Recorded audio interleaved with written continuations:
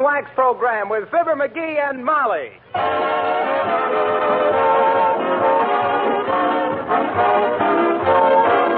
The makers of Johnson's Wax and Johnson's Self-Polishing Glow Coat present Marion and Jim Jordan as Fibber McGee and Molly with Bill Thompson, the King's Men, and Billy Mills Orchestra. The show opens with Jericho.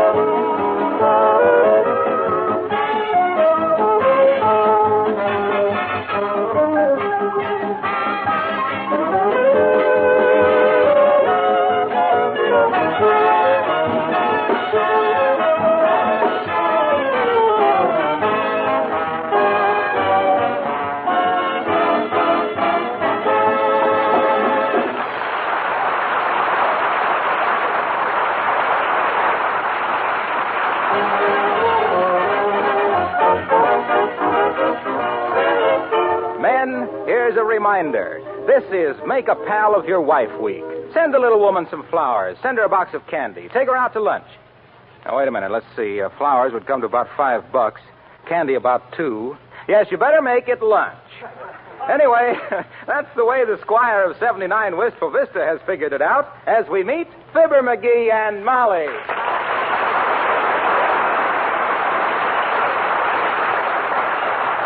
Hey, Molly, I got an idea. What about? And move over a little, please. I want to dust that chair. I got an idea about lunch. Well, let's not discuss lunch quite yet. I haven't had time to do the breakfast dishes. Oh, well, let the dishes go. I'll do no such a thing. Oh, well, use some others. We got other dishes, ain't we? No, we haven't. We haven't? What become of that set of dishes we won at the Bijou Theater this winter? Why, don't you remember? Huh? You stayed for the second show and threw them at the picture. Well, I hope I didn't hurt Theda Barrow with that gravy boat. But look, Molly, what McGee, Huh? Where did you lay that half-smoked cigar? Oh, right there on the arm of the chair. Why? You want to drag on it? Don't be silly. But is that any place to put a lighted cigar? No, I guess it ain't at that. I'll put it up here on the mantel where I can... Put it in the ashtray. What's the ashtray for? Oh, hairpins, rubber bands, stamps, apple cores, and all stuff like that there. There's never any room for ashes in it. Now, about lunch, Molly, I thought it Well, was... if you're so anxious to have lunch, why don't you go out and wash the dishes? Who, me? No, sirree. What do you think I am? A sissy? I don't wash no dishes. I hate washing dishes. Huh. I suppose I like to, huh? Certainly not. And I hate to have you wash dishes, too, sweetheart. That's what I'm talking about. Nobody has to wash dishes around here today. I'm going to take you out to lunch. Well, that's very nice of you. Now move a little whilst I dust... what did you say? I says I'm inviting you out to lunch. Well, heavenly days. You mean you're asking me to go out to lunch, dearie? What's so strange about that? You afraid people will talk? I didn't just meet you on a streetcar, you know. We're married, remember? But, dearie, this is so sudden. That is, if you can call it sudden after 15 years. Look, Molly, I ain't the guy to be stood up on a date. Do you want to go or don't you? Yes, and thank you, dearie, thank you. Oh, forget it. It's nothing that any red-blooded, clean-living American boy wouldn't have done. Besides, this is Make a Pal of Your Wife Week. Oh, it is? Yep. I thought this was Peel an Onion and Shed a Tear for the boys in the upper brackets week.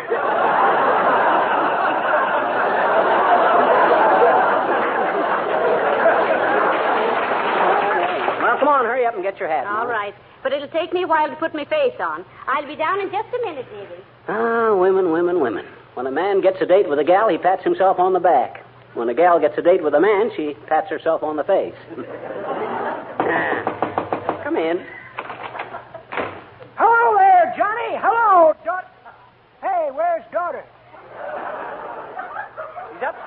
a mug out of nature. What's on your mind, old-timer? Want to buy any soap, Johnny?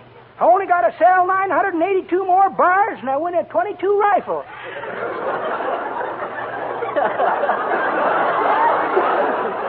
What you going to do with the .22 rifle when you get it? I'm going to shoot the guy that talked me into trying to sell this bum soap.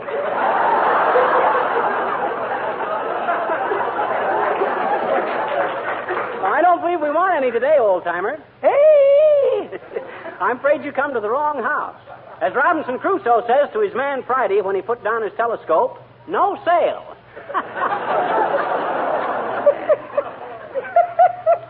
That's pretty good, Johnny. But that ain't the way I heard it. The way I heard it, one feller says, t'other feller, says, I only got to sell 982 bars of soap, and I'll win a .22 rifle. Is that so? Says t'other feller. What you gonna do with a .22 rifle? And t'other feller says, I'm gonna shoot the guy that talked me into selling this bum soap. I thought that... What's the matter, Johnny? We just did that one a minute ago. I know it. But darn it, Johnny, I'm tired.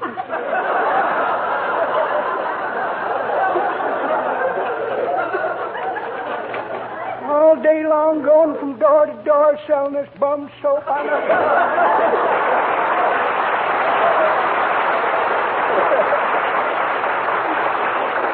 That guy's proved one thing to me. If man sprung from monkeys, he must have had a Charlie horse at the time.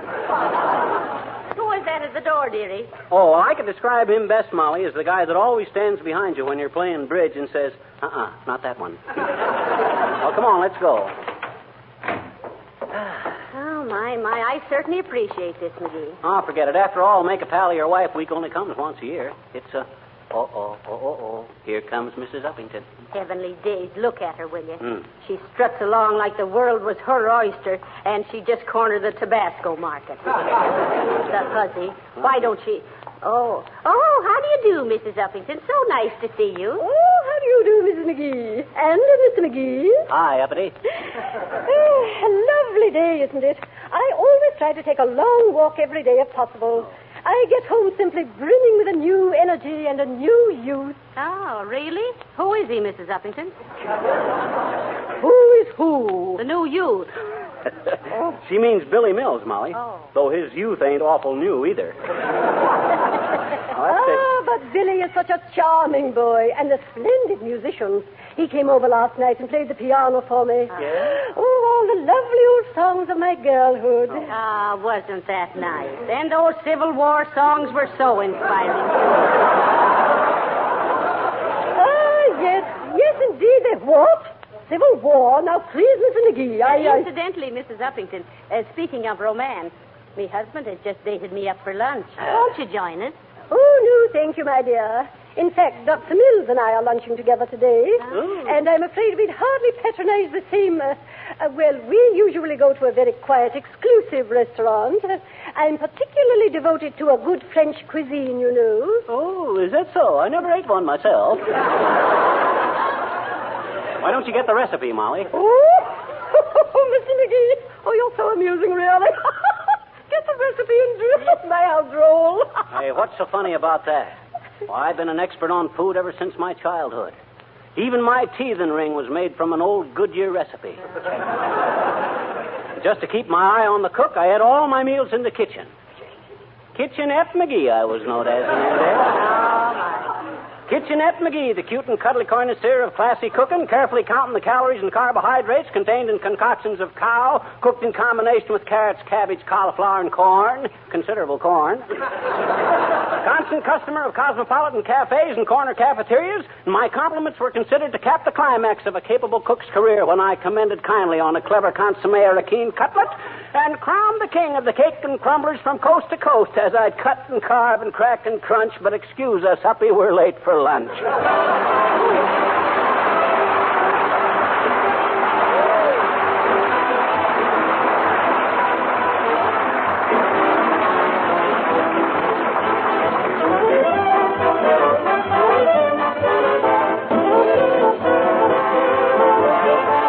While we're waiting for Fibber and Molly to return, I'd like your attention for just a minute.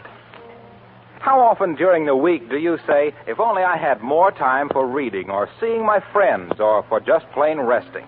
Well, I can tell you how you can find a few extra hours by protecting your floors with that grand, labor-saving floor polish Glow Coat. Most of you have heard me tell the very simple story of Johnson's self-polishing Glow Coat, how it requires no rubbing or buffing whatsoever, how it polishes itself in 20 minutes, leaving a sparkling, beautiful floor that's easy to keep clean. Spots and stains are quickly wiped up with a damp cloth. Now, you can use Glow Coat on all your floors, but by all means, use it in your kitchen. It brings out the colors of your linoleum, keeps it looking just like new, makes your kitchen a pleasanter place to work in.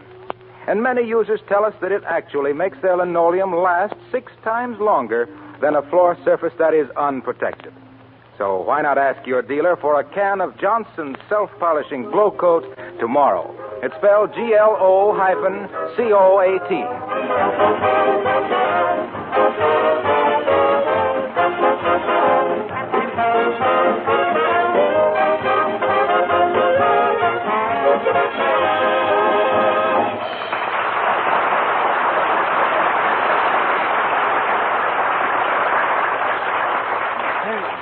Where are you taking me out to lunch to, dearie? Well, I don't know. I thought we might as well patronize Nick Topopoulos. Oh. Well, anyway, I think it's real thoughtful of you to not want me standing over a hot stove and washing a lot of dishes today, McGee. Oh, well, as long as you're my wife, Molly, you deserve the best. Ah, do I really? Yes, you do. Well, then why are we eating at Nick Topopoulos' restaurant?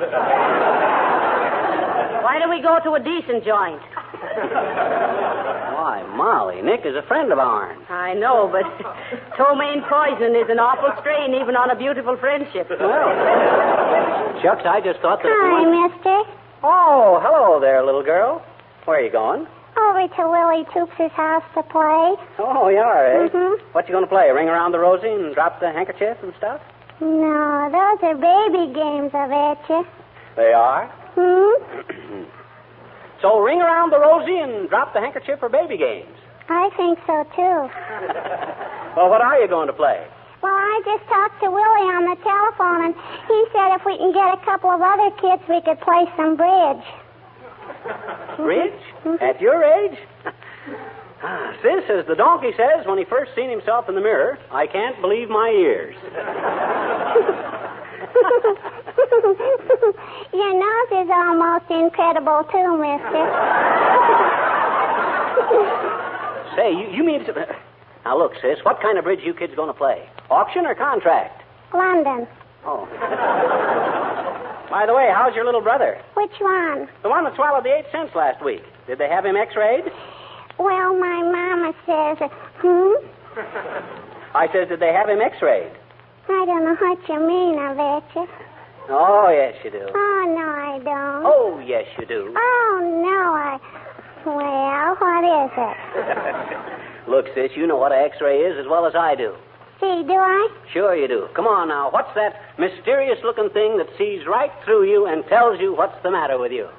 Your wife, I bet you. Go on, mister.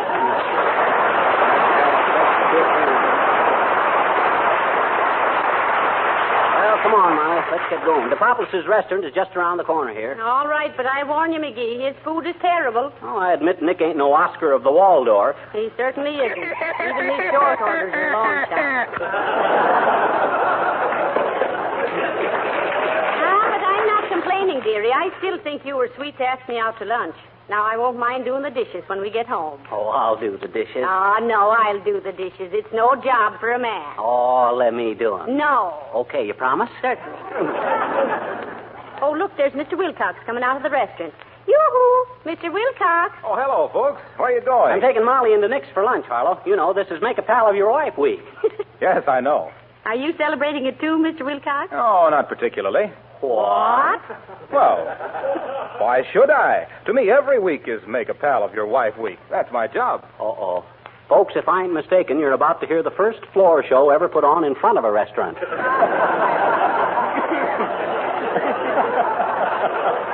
Well, you know what I mean. Any guy who sells a no-rubbing, no-buffing preparation like Johnson's self-polishing Glow Coat to the housewife is giving her something better than flowers or candy or diamonds. He's giving her more leisure, more pride in her home, and a lot easier job of housework. Hey, Harlow. What? I don't mean to change the subject. As if you could. But do you always eat here at DePoplis' restaurant? Sure. I sell him so much Johnson's wax and glow coat, I know he's got the cleanest place in town. Is that so? Go take a look at his kitchen sometime. You could eat off the floor. It seems to be a pretty busy place. I'll say it is. I couldn't even find a place to sit down in there. I ate in the kitchen. No, they set a table for you out in the kitchen? No, I ate off the floor. See what I mean? Well, so long, folks.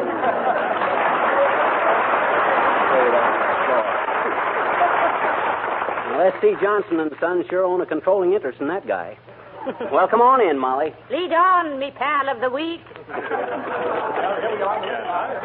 day, sir, and madam. The name, please. What you mean, the name? Beg pardon, sir, but we're very busy today. Did you call up and reserve a couple of stools? Well, heavenly day. A maitre d' hash joint. First thing we know, Nick will start hiring redcaps to carry the tea bags. Just give us a stool or a booth anywhere, Mr. Headwaiter. We're not fussy. Sorry, madam. It's impossible at the moment. We're extremely busy. However, if you'd care to wait a few moments in the cocktail lounge. What cocktail lounge? Right next door, sir. Of course, it isn't quite finished, but it's very amusing to watch the steam shovels. Stop shooting the malarkey to us, Sharky, and call Mr. DePoplis. We're friends of his. There he is, over there by booth number 5. Sorry, sir. Mr. DePoplis can't leave those patrons for the moment. Why not? Their table wobbles a bit, and he's keeping his toe under it. They're leaving. Mr. DePoplis. Yes, what is being... Oh, hello there, Cupid. Hello, Fisher. Hi, Nick. Welcome to my restaurant, sir. I didn't any more expect to see you in here today than I can shake a stick at. Well, you seem to be doing quite a business, Mr. DePoplis. Oh, yes. Tuesday is as busy with the DePoplis restaurants as it is with you, Fisher, and for the same reason. Baked clams.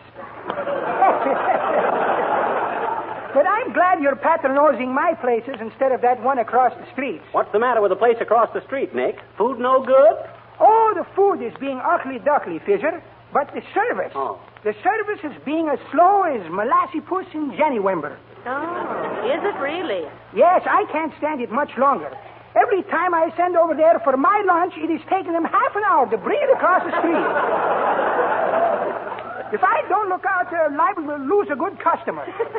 Well, look, Nick, I brung Molly in here on account of it's being Make a Pal of Your Wife week. Can't you give us a booth right away? Why, Fisher, for a good friend of mine like you, I certainly don't think I can right away. But the very first one that is being available, somebody else will probably get that first, too. Well, how about the one you just left, Mr. DePoplis? Oh, sure. Why don't you sit there? Head waiter! Yes, Mr. DePoplis. Give these people booths numbers 5, so they have a good view of the entertainment. If we only had some. I hope you're enjoying your lunch, Cupid and Fisher, in spite of the food. Well, thanks, Nick.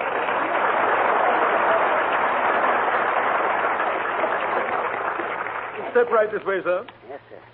Allow me, madam. Allow you what? Why, allow me to hold your chair for you. So you can pull it out from under me when I sit down. Oh, no, you don't. Get away from there. Yes, madam.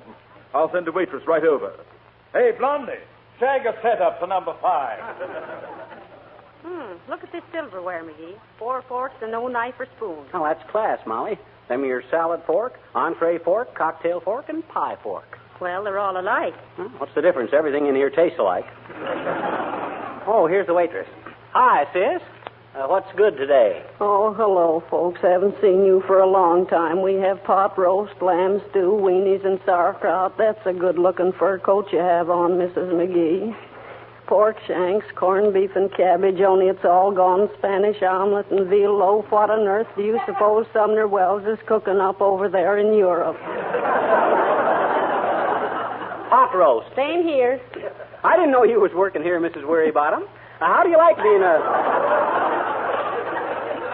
being a croquette croupier? Well, cut it out now. Well, frankly, Mr. McGee, I don't think I'll be here very long. The chef is one of those fresh guys. Every time I put in an order, he sticks his head out of that little window and winks at me. 2 orders of pot roast. And if he does it just once more, I'm going to drop whatever I'm doing and quit. And there he goes. He just did it again. And I quit.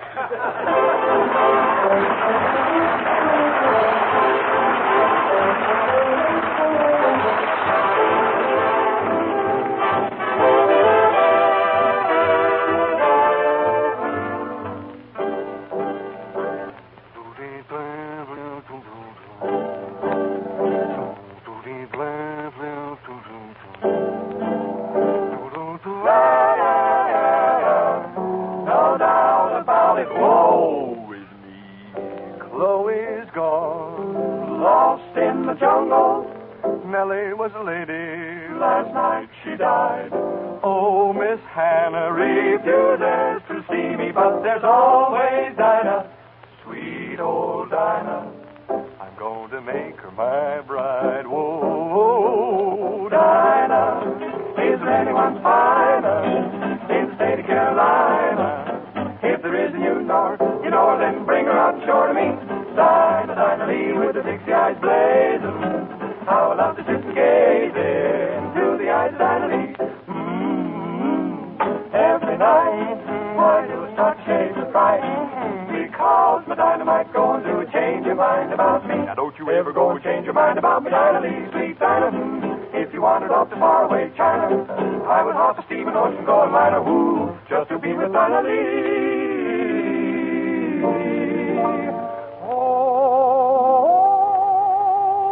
Oh, Miss Dinah, ain't you coming out tonight? No. The mockingbirds I'm singing, and the moon am shining bright. We'll go down to the cornfield, and we'll talk to the evening breeze. Take put on your Sunday good evening clothes and come along, please. Oh, Dinah Lee, dark baby Dinah, if you went to China, Dinah, if you went to China, I would hop a liner on the way to China just to find my Dinah Lee.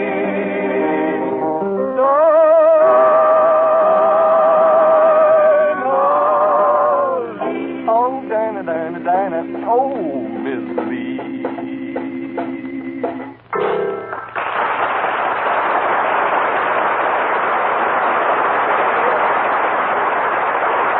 Thank you, King's Men. That was great. How's the pot roast, Molly? Oh, it's not bad, dearie. I think I could stand any kind of food as long as I didn't have to wash the dishes afterward. It's so nice to get out once in a while. Partial dependence, cigarette tax, 18 cents a day, 365 times 18 cents. Reasonable depreciation on real estate. Oh, look, McGee, there's Mr. Gildersleeve sitting over there. Huh? Where? Oh, yeah. He's figuring his income tax on the tablecloth. Hey, Gildersleeve. Oh, my goodness, look what I did. Oh, sorry we startled you, Mr. Gildersleeve. Did you spill something on you? Hello, Mrs. McGee. Hello, McGee. No, but I just spilled ketchup all over my deductions. Oh, well, I was in the red anyway. You eat here all the time, Gildy? Oh, yes, indeed, McGee. I come here because they have pies just like my mother used to make. Oh, poor mother. She certainly baked terrible pies. In fact, she still does. Well, then why don't you eat your pie over at her house? I can't. She sells them all to Nick. Well, thanks for the warning, Gildersleeve. Anything I hate, it's bum pastry. Now, look here, McGee. You can't talk like that about my mother's cooking. Well, all I said is what you says yourself. Copycat? I ain't either a copycat. You are, too. Oh, now Yeah, stop well, it. knock that bowl of soup off my shoulder. Stop it now. Finish your lunch, McGee. And do you eat in here all the time, Mr. Gildersleeve? Oh, no. Just at mealtime. Am I hot tonight?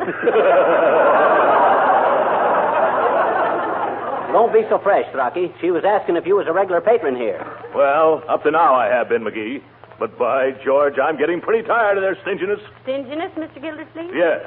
They only serve 2 slices of bread. Imagine that. 2 slices. I like bread. And 2 slices isn't enough. I've complained and complained, and they won't do a thing about it. Pardon me, Mr. Gildersleeve. Mr. Populus has heard about your trouble with the bread, so he sent you this. Oh, look at that, Molly. A whole loaf of bread, cut in 2. Oh. That's just what I've been talking about. Look at it. You see what I mean? 2 slices again. Where's that Populus? Let me talk to that field fella.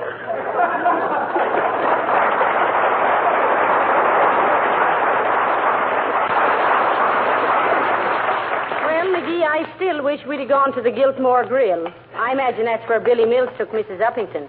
She's so uppity about everything. Why, she wouldn't think. Hey, Molly, listen. Oh, William, this is such fun, really. Isn't it just too quaint eating in a place with paper napkins? Just like a picnic. Sure is, Bubbles. This joint gets more like a picnic grove every day. Even this spinach tastes like poison ivy.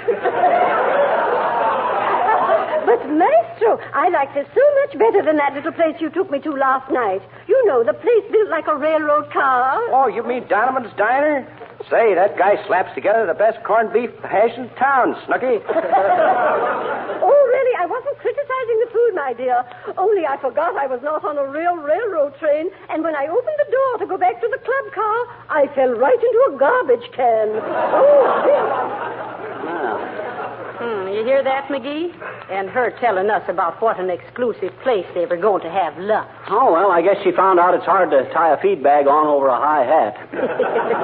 You want any dessert, Molly? Oh, no, thank you, McGee. I'm finished. Me too. Hey, waiter, give me the treasurer's report.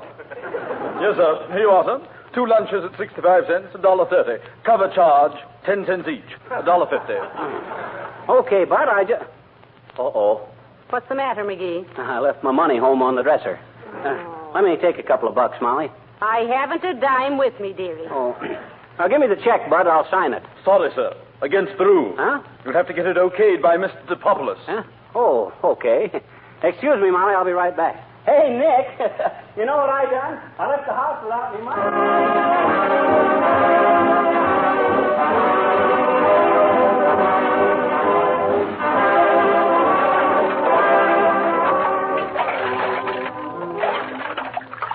Now you take my recipe for a pork pie, Chef. First, you cut the pork into cubes, see? About an inch square. Then you rub your pan with garlic. Wait a minute. How are you doing, Molly?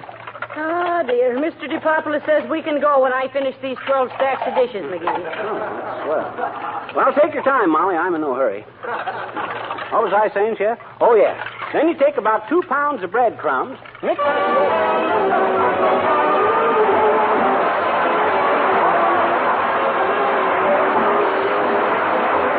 Fibber and Molly will be back in just a moment, which leaves me just time to remind you that in these bad weather days of March, your floors, furniture, and woodwork need the protection of genuine Johnson's wax. Floors that have been regularly Johnson waxed laugh at wet, muddy footprints. A damp cloth removes the dirt, and the rich beauty of the waxed floor remains intact. That's why we say, when you walk on wax, you save your floors. For the same reason, woodwork and furniture that is Johnson waxed is more beautiful, easier to keep clean, and guarded by the tough wax shield against scratches, dirt, and smudgy fingerprints. Have you examined recently a can or bottle of genuine Johnson's wax, either paste or liquid? You'll find listed right on the package more than 100 labor-saving uses for this famous wax polish. Read this list carefully. It will save you many hours of work throughout the year and add greatly to the beauty of your home.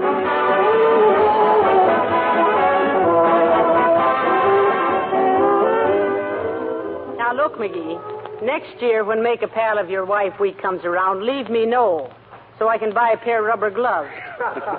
The idea of making your own wife wash dishes in a public restaurant. Now, wait a minute, Molly. That ain't fair. How did I know Nick would be so dead ready? Well, we shouldn't have gone there in the first place. Huh? Any restaurant that the government forces to serve bicarbonated soda with every businessman's lunch. Hey, wait a minute. Why does the government do that? Well, they're trying to relieve the distress of the small merchant. Good night. Good night, all.